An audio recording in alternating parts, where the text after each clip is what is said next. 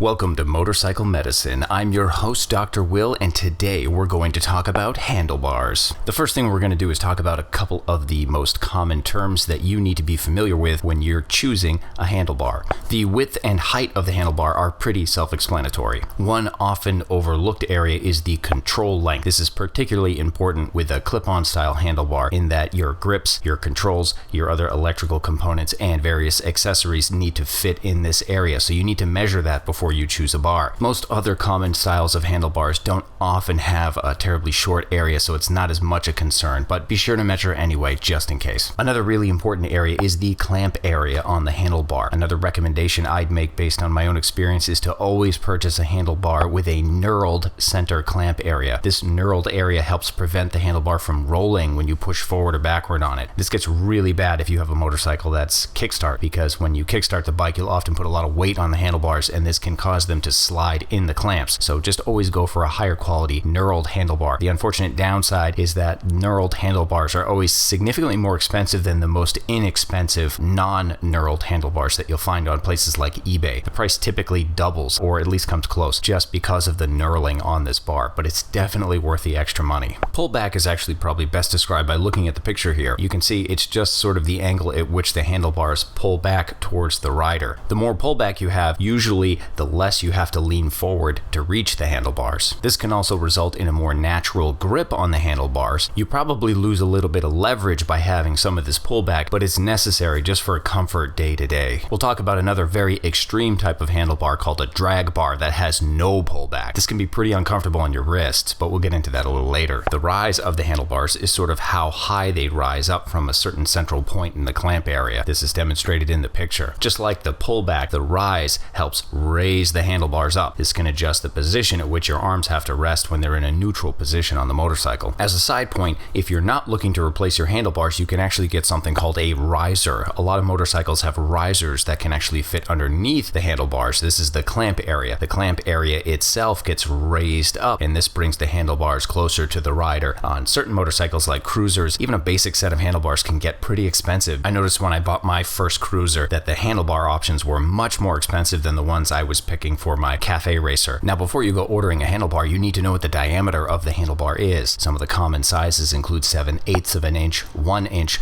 or 1 1/4 inch. There are other oversized handlebars that are available, but those are probably the most common ones that you'll see. Japanese motorcycles tend to be more of a 7/8 inch, and that's a non-cruiser, and cruisers tend to be 1 inch or more. Some of the materials you might see handlebars made from are, of course, chromed steel or powder-coated steel, aluminum, and then less commonly titanium or even carbon fiber. Some of the more exotic materials are great if you want to save weight and show off a little bit, but they're going to be a lot more expensive. When you're considering buying handlebars, the first thing that you're going to look for is price. How much do these things cost, and is it worth buying the brand name versus the Chinese knockoff on eBay? I'll say that you should never go with the worst Chinese knockoff. At least buy a brand name. Now, I'm not suggesting that you need to go out and spend a ton of money on handlebars. Things like Drag Specialties or MGO come to mind. I've actually never had issues with these parts, and I feel like you get what you pay for, even though these are budget items. They're good items. Don't buy the very inexpensive, $15 or $20 handlebars that you see on eBay that are basically coming straight from China. They don't have the knurling. They're probably made out of some garbage materials. Now, I want to talk about the different styles of handlebars. Is comfort your primary concern? Is performance your primary concern? Are you looking for high-speed handling, low-speed handling, like in the parking lot? Are you going off-road? Do you have wrist problems? Anything like that can be used to help you choose the right bar for you. There are more styles than the ones that I'm going to talk about here, but these sort of hit the general styles that you're going to see. Everything else kind of falls in between. Now, superbike bars or motocross bars, these are kind of a dirt bike style bar. One of them has a crossbar in the middle for added strength. These are great versatile bars. They're comfortable. They provide a lot of leverage. It's very easy to steer the motorcycle when you have this kind of bar. I highly recommend it for a daily ridden motorcycle. If you're into extreme cornering, knee dragging around the corners, that sort of thing, it can be a little bit more difficult to get over to the side of the motorcycle or to get your head down. Now, it still can be done. You can't get as low down as you can with something like a clip-on. Speaking of clip-ons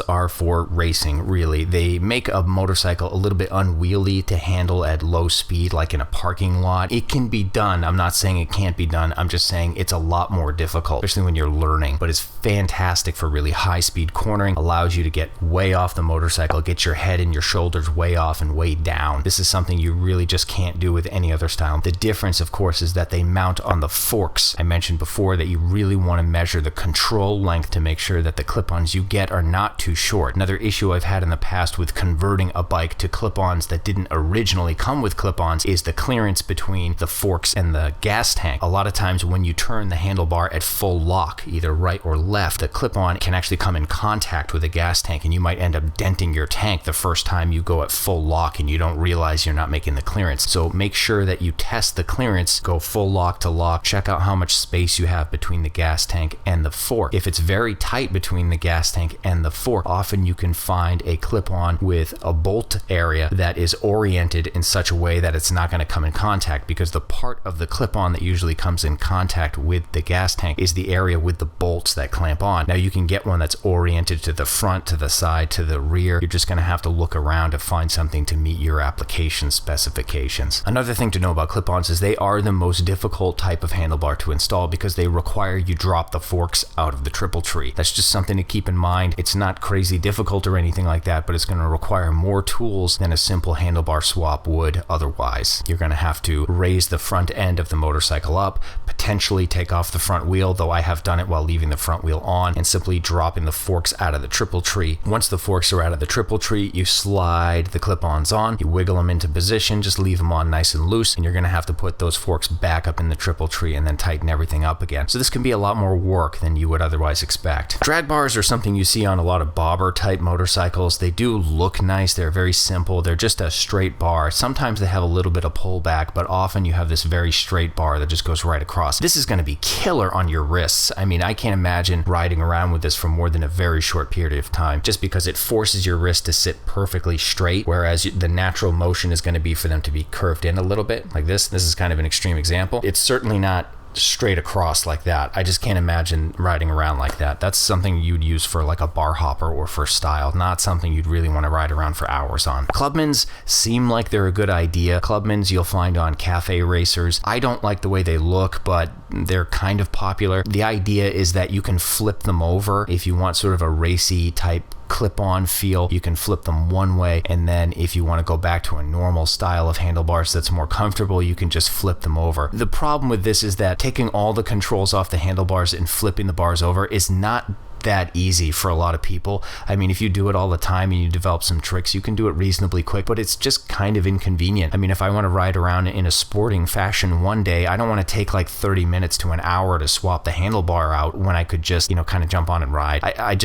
I couldn't deal with that. If you really had to, it's an option, but I much prefer to simply just own two motorcycles that do different things rather than trying to make one motorcycle do everything. I don't know. You might have your own opinion. Let me know. There's a few different styles I'm going to lump together, and that includes ape hangers, Z-bars, and mini apes. These are all kind of the same style bar. You'll usually find these on cruisers, but I actually have seen it on a sport bike once, and it was kind of hilarious. The big thing with these is that some people hate them, some people love them. I don't care. You can do whatever you want. It's your motorcycle. If it's your style, then run them, right? There's no handling benefit to having an ape hanger, but if you want it, you're going to put it on your bike, and that's fine. One thing that you should know before you get an ape hanger, a Z-bar, or any other bar that's significantly taller than the original bar is that you need to measure your cable lengths, because the standard cables will generally not fit on a significantly taller ape hanger, mini ape, or Z-bar. So keep that in mind so you don't get surprised when your bars come in and you're still stuck in the garage. A few final things we're going to consider that don't really fit into any category include the holes that you'll find on some handlebars from original manufacturers. These holes in the handlebars are actually used to locate the controls, such as the kill switch or the starter switch and various other components that you might find on there. So if you buy an aftermarket handlebar, you might actually have to either drill a hole inside the handlebar for these locating pins or file the pins off or break them off somehow. I would much prefer to drill the hole, but that can be a little tricky. Often you may need a drill press when you're choosing the handlebar handlebar, be sure to think about what kind of bar end you want to put on that handlebar. Do you want a slider? Do you want some other kind of special accessory? Certain handlebars have different kinds of holes or plugs in the end, so think about that in advance. And that about wraps it up for this episode. If you have any comments or suggestions, be sure to leave them below. Check out my website, give me some feedback, let me know what you think of the new format. If you have any ideas, I'd love to hear back from you. I'm Dr. Will. This is Motorcycle Medicine. I will catch you next time. Have a good ride. Stay frosty out there. Don't trust anybody.